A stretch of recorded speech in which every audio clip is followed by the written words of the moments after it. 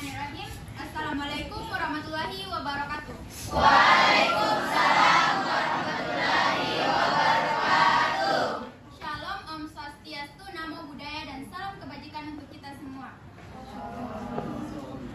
Sebelumnya saya ucapkan terima kasih kepada Bapak Prof. Rifdan MSI dan Bapak Hadian Hapsi MS SPD MPD selaku dosen pengampu dari mata kuliah pendidikan kewarganegaraan dan teman-teman yang sempat hadir pada diskusi kita pada sore hari ini. Perkenalkan, nama saya Husnul Atima Arifin, moderator dari kelompok 3, dan di sebelah saya ada Widya Hastuti, juga ada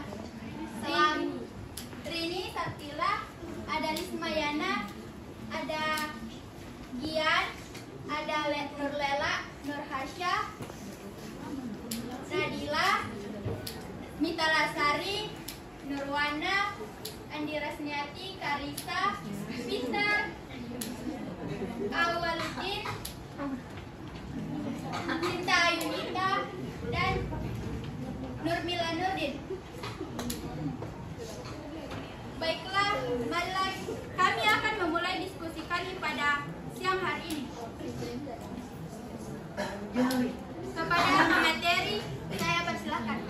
Baik, terima kasih atas kesempatannya. Nah, di sini akan saya membacakan tentang pengantar. Yang pertama ada 3 hal, yakni pengertian dari separatisme, kedua ciri-ciri, dan ketiga penyebab separatisme. Nah, yang pertama itu apa sih yang dimaksud dengan separatisme? Separatisme adalah upaya untuk memisahkan diri dari suatu negara ataupun kelompok yang tentunya akan menimbulkan pemecahan. Separatisme disebabkan oleh beberapa alasan seperti pengalaman buruk yang dimiliki oleh seseorang atau kelompok tersebut. Yang secara umum, separatisme adalah kaitannya dengan ancaman negara karena gerakan ini berupaya memecahkan masyarakat dengan persoalan politik, agama, ras, sosial, dan budaya.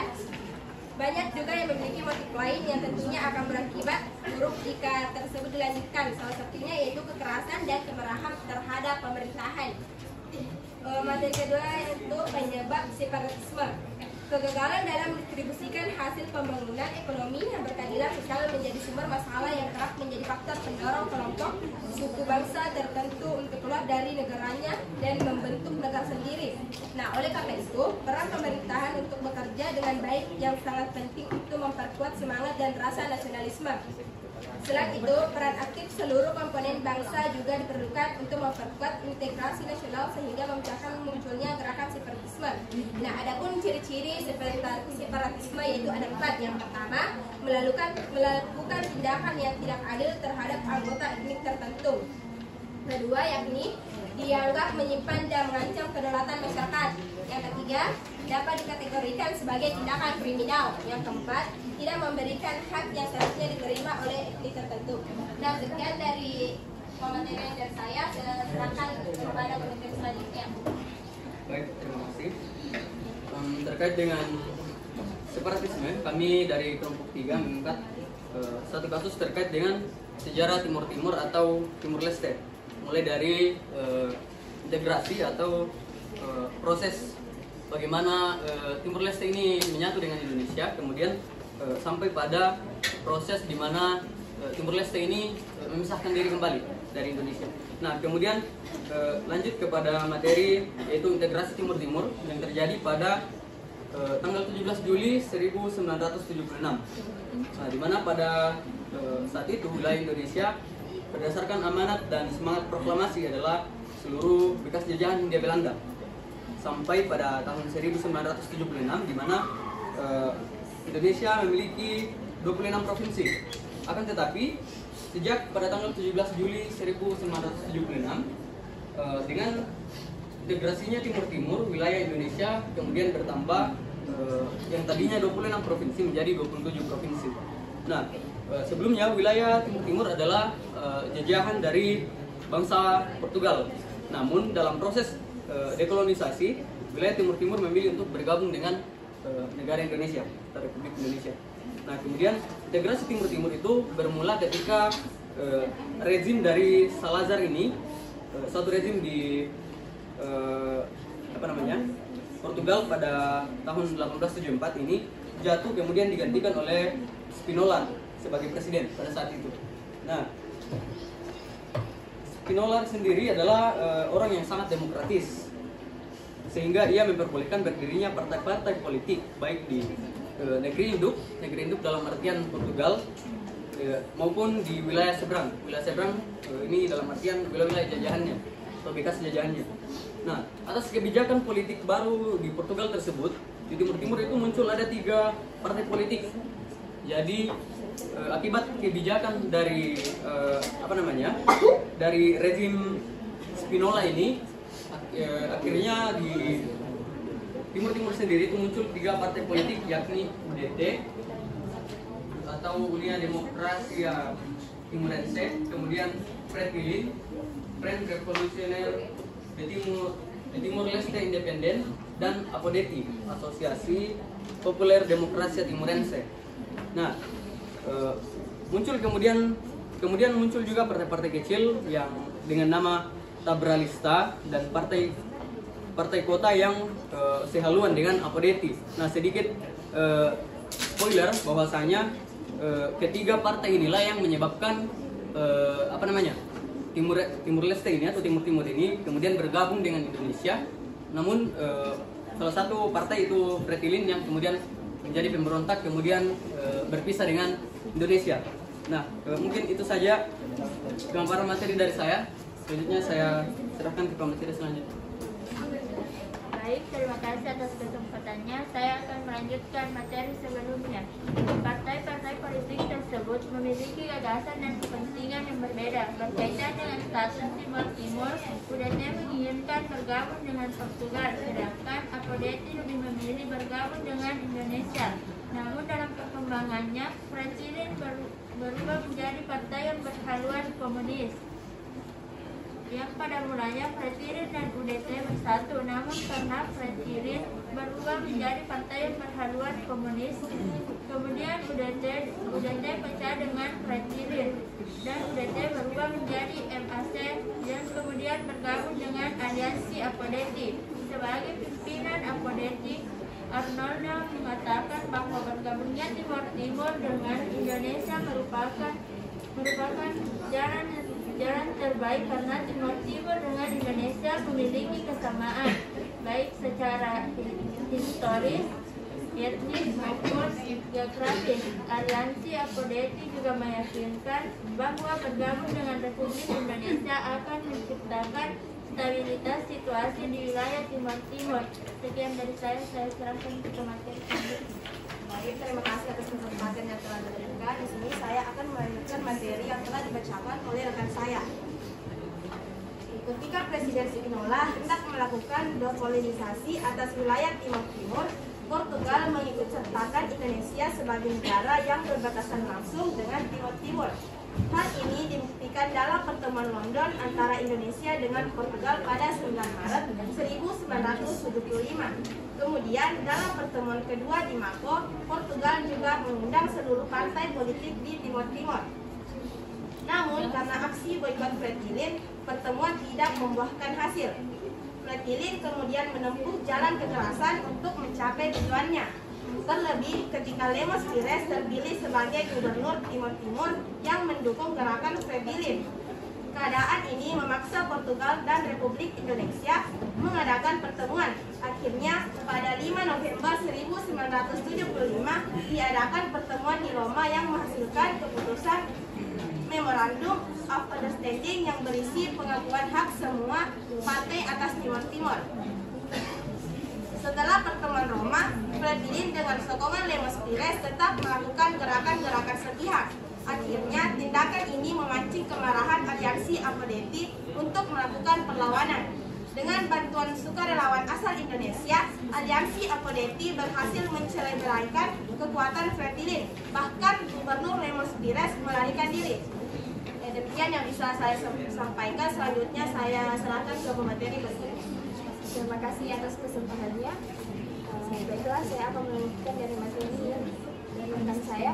Pada tanggal 28 November 1975, bertemu secara sepihak memproklamasikan berdirinya Republik Demokrasi Timur Timur di kota Dili. Diangkat sebagai presiden adalah Satyat Do Amaral Namun berselang 2 hari setelah Portugal memproklamasikan diri, Aliansi Apo-Deti juga memproklamasikan dirinya bergabungnya Timur Timur dengan Indonesia di Balibo. Tindakan lanjut dari proklamasi oleh Aliansi Apo-Deti adalah dengan mendekatkan kekuasaan di seluruh Timur Timur.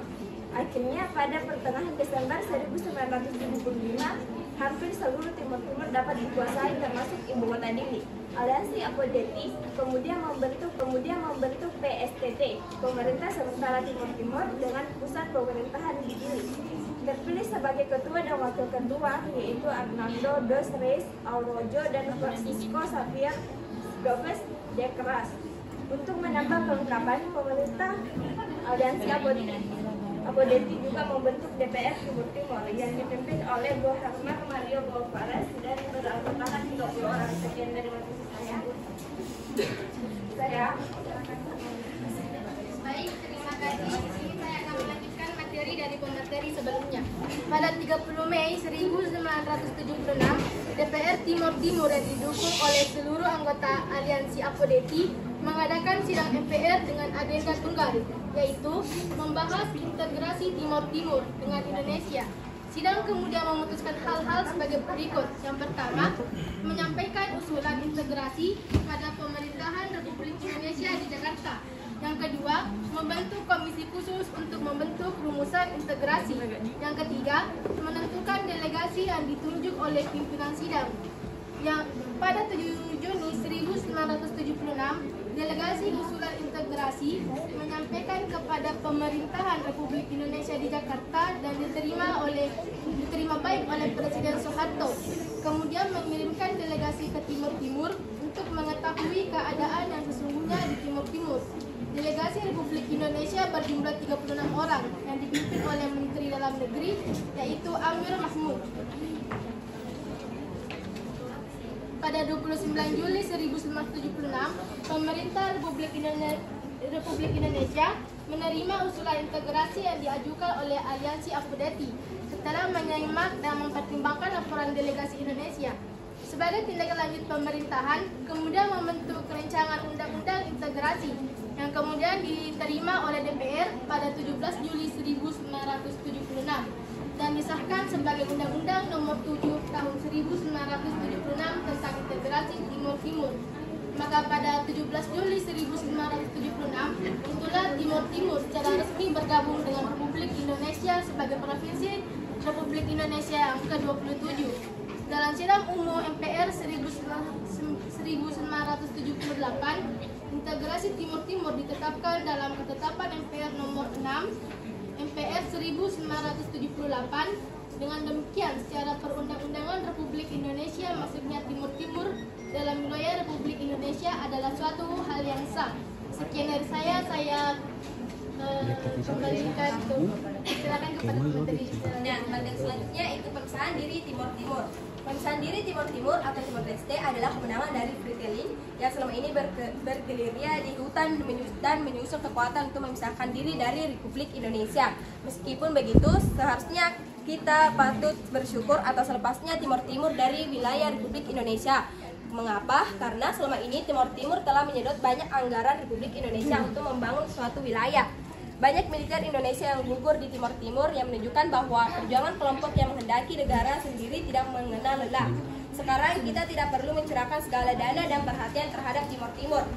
Lepasnya Timur Timur dari wilayah Republik Indonesia disebabkan oleh beberapa faktor, yakni upaya Portugal lewat forum internasional untuk membantu gerakan pemisahan diri dari wilayah Indonesia dan situasi di politik pemerintahan Republik Indonesia yang tidak menguntungkan. Yang kedua, Portugal lewat forum internasional berhasil membentuk opini internasional bahwa Indonesia melakukan invasi atas Timur Timur dengan kedudukan PBB. Akhirnya perjuangan yang anti integrasi mendapat angin segar untuk memutuskan jalannya dalam memisahkan diri. Itulah tadi materi dari saya serahkan lagi kepada materi selanjutnya. Baik, terima kasih atas kesempatannya. Di sini saya akan melanjutkan pemaparan materi yang sebelumnya telah dibawakan oleh teman saya. Lepasnya Timur Timur dari wilayah Republik Indonesia disebabkan oleh dua faktor, yakni faktor pertama yaitu upaya Portugal lewat forum internasional untuk membantu gerakan pemisahan diri. Nah, yang kedua yaitu situasi politik pemerintah Republik Indonesia yang tidak menguntungkan. Nah, di sini dijelaskan bahwa lepasnya Timor Timur dari wilayah Republik Indonesia disebabkan oleh dua faktor. Dan di sini menjelaskan bahwa Portugal ikut campur tangan untuk membantu gerakan pemisahan diri Timor Timur. Nah, yang kedua, faktor yang menyebabkan Timor Timur ingin melepaskan diri dari wilayah Republik Indonesia yaitu situasi politik pemerintah Republik Indonesia yang tidak menguntungkan.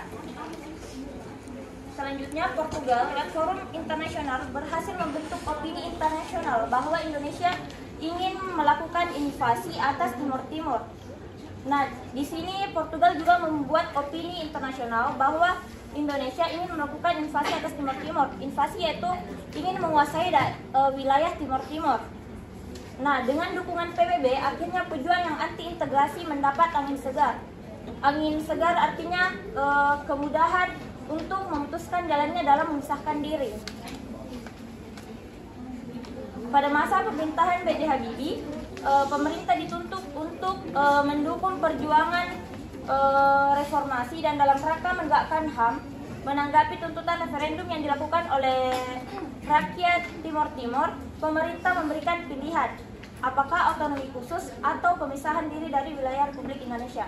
Nah, di sini pemerintah Indonesia memberikan dua opsi pilihan untuk rakyat Timor Timur, apakah ingin memilih otonomi khusus atau memisahkan diri dari Republik Indonesia.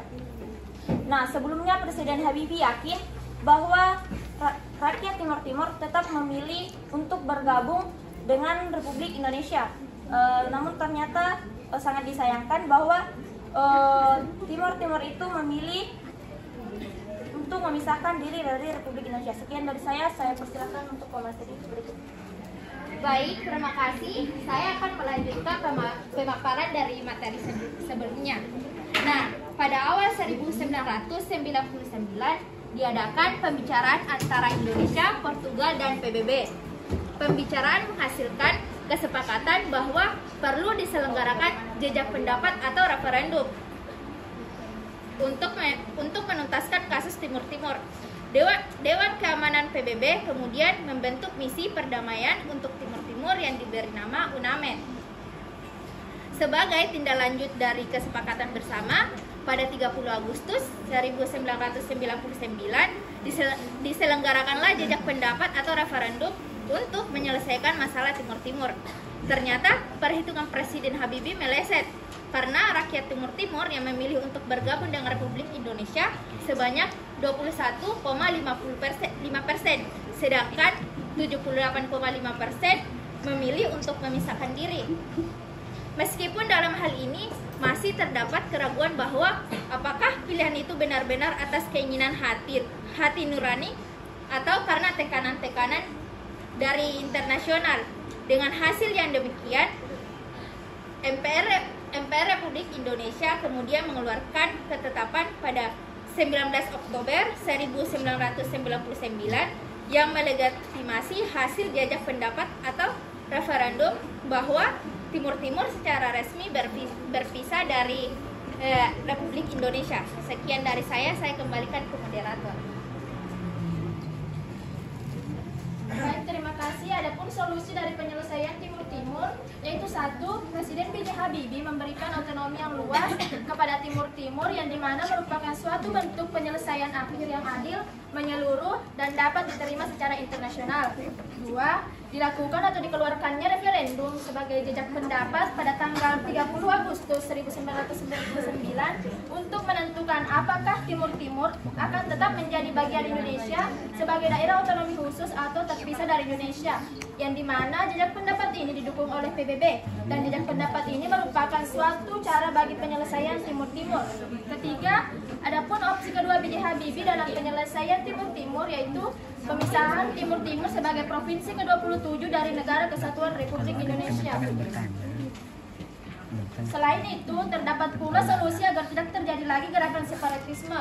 1. Peningkatan kesejahteraan masyarakat terlebih di daerah rawan konflik atau separatisme. 2. Perbaikan terhadap sumber daya alam dan ekonomi. 3. pelaksanaan pendidikan politik secara formal, informal, dialogis, serta melalui media massa dalam rangka menciptakan rasa saling percaya. Dikembalikan kepada moderator. Baik, terima kasih. Demikianlah pemaparan materi dari kelompok 3. Selanjutnya saya membuka sesi diskusi bagi teman-teman sekalian yang ingin bertanya, ingin menanggapi. Saya dua orang di banyaknya. Anu semua ini anggotanya Timor Leste. Iya. Oh iya, baik. Kan ini Saya persilakan kepada Mustika. Terima kasih atas kesempatan yang telah diberikan. Nah, pertanyaan saya, apakah baik, terima kasih atas kesempatan yang telah diberikan. Saya dari kelompok 1 akan memberikan pertanyaan kepada kelompok 3 mengenai apakah gerakan separatisme itu termasuk pelanggaran HAM dan konstitusi Indonesia. Terima kasih. Baik, terima kasih. Pertanyaannya ditangkap. Selanjutnya saya persilakan kepada saudara Elsie. Terima kasih atas kesempatan yang telah diberikan kepada saya mengenai gerakan separatisme. Upaya apa yang harus dilakukan agar gerakan tersebut tidak terulang lagi, agar wilayah Indonesia tidak terpecah belah seperti gerakan separatisme yang terjadi di Timur-Timur. Terima kasih. Mungkin teman-teman yang bertanya tadi bisa kirim catatannya ke saya untuk mempermudah notulan. Yang tidak tahu apa tadi pertanyaan? Kamera rolling. Action.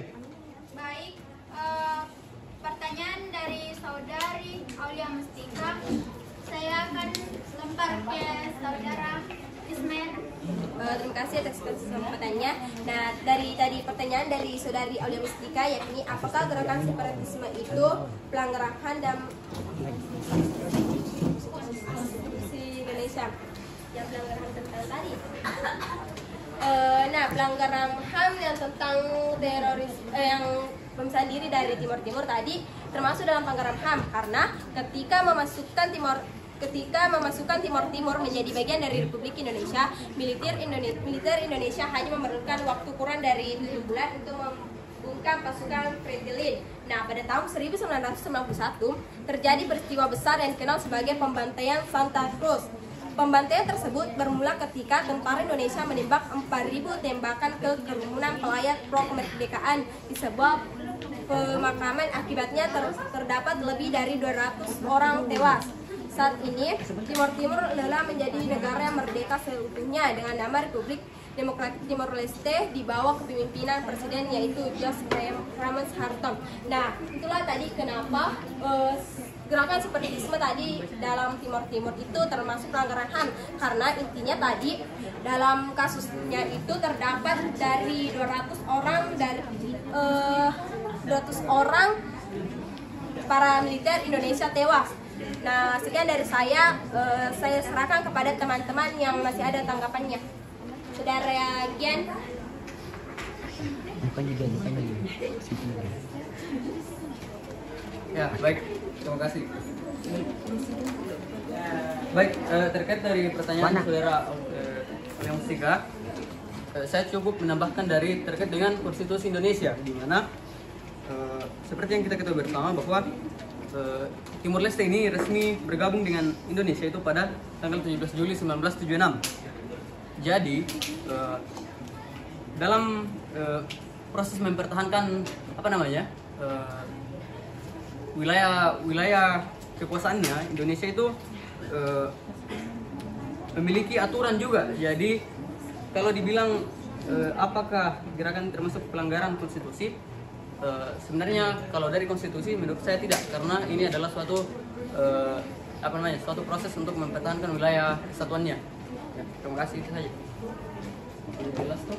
Baik, apakah masih ada tambahan dari kelompok 3? Saya kira tidak ada. Saya akan kembalikan ke penanya. Apakah jawaban dari kami ada? Oh, tambahan sedikit tentang Hamzah tadi. Nah, ketika Friedlin kemudian menempuh jalan kekerasan untuk mencapai tujuannya, yaitu tujuannya untuk memaksa Timor Timur untuk keluar dari Republik Indonesia. Nah, salah satunya itu tadi melanggar HAM dari Republik Indonesia. Kita silakan kepada moderator. Baik, terima kasih. Bagaimana Saudara Aulia Melika? Apakah masih ada tanggapan? Serius? Terima. Selanjutnya pertanyaan dari Saudara Elci saya akan serahkan kepada Saudara Widya. Baik, terima kasih kepada Elsie telah bertanya, yaitu pertanyaannya mengenai gerakan separatisme, yaitu upaya apa yang harus dilakukan agar gerakan tersebut tidak terulang lagi. Agar wilayah Indonesia tidak terpecah belah seperti gerakan separatisme yang telah terjadi di Timur Timur. Baik, jawabannya yaitu pertama, meningkatkan kesejahteraan masyarakat di Indonesia secara merata. Yang kedua, pencegahan dini, yaitu pendidikan dari SMP, mulai dari SD baru SMP, seperti kelas epistemologi kemarin harus ada pendidikan dini, karena kalau tidak ada bisa memunculkan gerakan separatisme. Toh? Yang ketiga, meningkatkan kualitas pelaksanaan otonomi daerah dan desentralisasi. Yang keempat adalah meningkatkan keamanan negara, kesatuan Republik Indonesia agar segala kemungkinan terburuk muncul benih separatisme di kalangan masyarakat. Saya kembalikan. Oh, masih ada tambahan dari teman saya. Baik, adapun tambahan dari saya mengenai upaya apa yang harus dilakukan agar gerakan tersebut tidak terulang lagi, yaitu diperlukan peran pemerintah untuk bekerja dengan baik. Sangat penting untuk memperkuat semangat dan rasa nasionalisme. Selain itu, peran aktif seluruh komponen bangsa juga diperlukan untuk memperkuat integrasi nasional sehingga mencegah munculnya gerakan separatisme. Saya kembalikan kepada moderator. Ya, terima kasih. Selanjutnya saya akan kembalikan ke Saudara Elci. Apakah jawabannya diterima atau masih ada tanggapan? Terima kasih atas jawabannya, saya terima. Baik, terima kasih.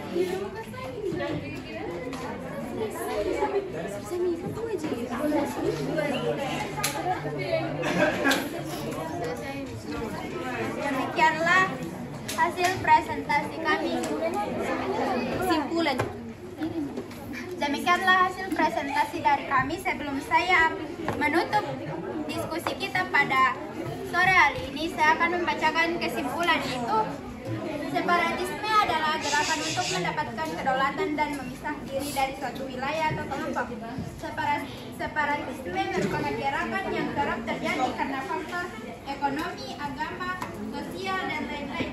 Adapun cara mengatasi dari gerakan separatisme adalah meningkatkan pelayanan pemerintah di bidang kesehatan, pendidikan, seperti yang telah dipaparkan tadi oleh teman kelompok saya, pencegahan awal di daerah konflik, serta memperluas sejarah perjuangan Indonesia ke masyarakat yang belum mengetahui atau mempelajarinya. Demikianlah hasil diskusi kita pada sore hari ini. Sekian dari kami. Jika ada kesalahan mohon dibicarakan baik-baik, bukan mencari yang lebih baik. Sekian.